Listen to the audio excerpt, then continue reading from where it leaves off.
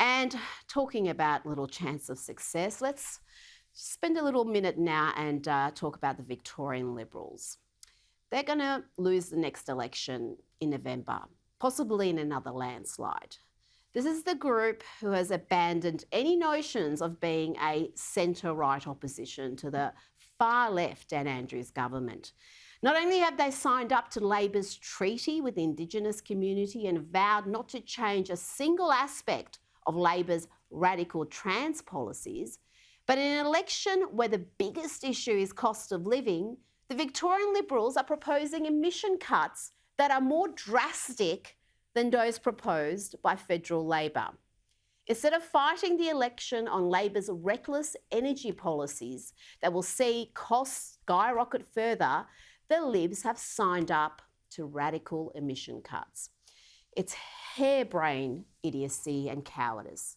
Instead of formulating sensible policies that clearly differentiate the Liberals from Labor, they are right now an echo, one so clueless about the needs of the electorate that they are spending money on whatever this is.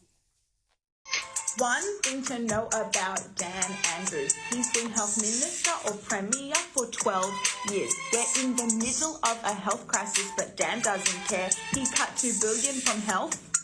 What a nightmare. But somehow he still found $35 billion to invest in one train. That's the official Victorian Liberals account on TikTok, where they produce compelling content like this. Did somebody say? It only gets worse.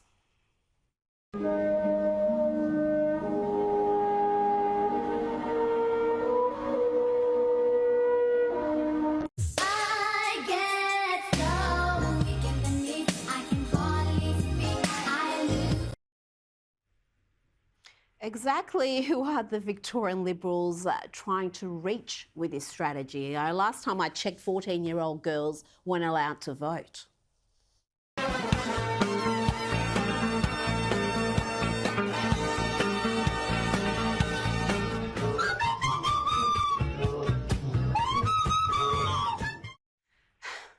It's time for the Victorian Liberals and for Matthew Guy to nuke their TikTok accounts and do a last-minute U-turn on some of their more ludicrous policies and give Victorians a real choice at the ballot box.